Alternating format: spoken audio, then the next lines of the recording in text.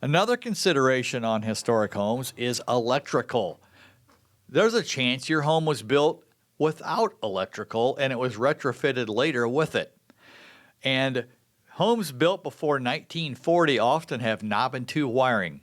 Knob and tube wiring is an older kind of wiring that instead of, nowadays you have black and you have a black wire and a white wire inside a coating and it runs, through the wall or through the ceiling or whatever.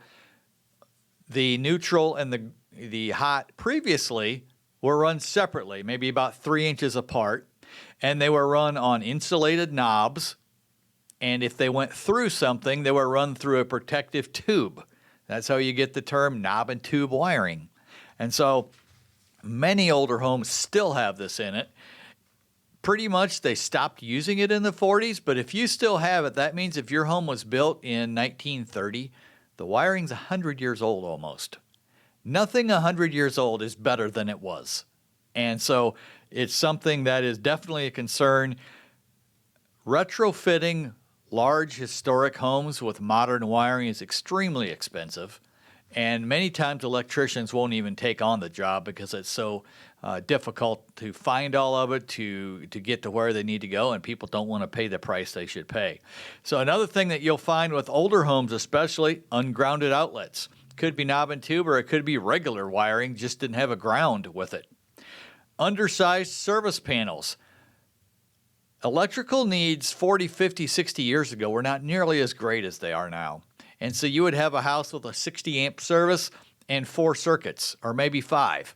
And that's outdated for today's use. And so you have to upgrade those panels. Knob and tube, back to knob and tube just a second, isn't automatically unsafe. But insurance companies often restrict coverage.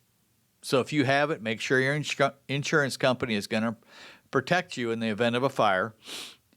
It can't be modified, and this is probably the biggest thing we see, is they add newer wiring into old. And they run different voltages, and now you're on a breaker that's a little too big for the original knob and tube, and so it can overheat and catch fire. Insulation contact.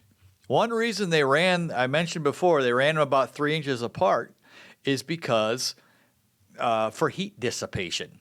As it heats up, as current goes through it, it can dissipate the heat. Well, now we come in, we want to be energy efficient, right? Like I just talked about in a previous episode. So let's add a bunch of insulation over the top of it. No, let's don't, because that's going to stop the heat dissipation and create a bigger problem than you just had.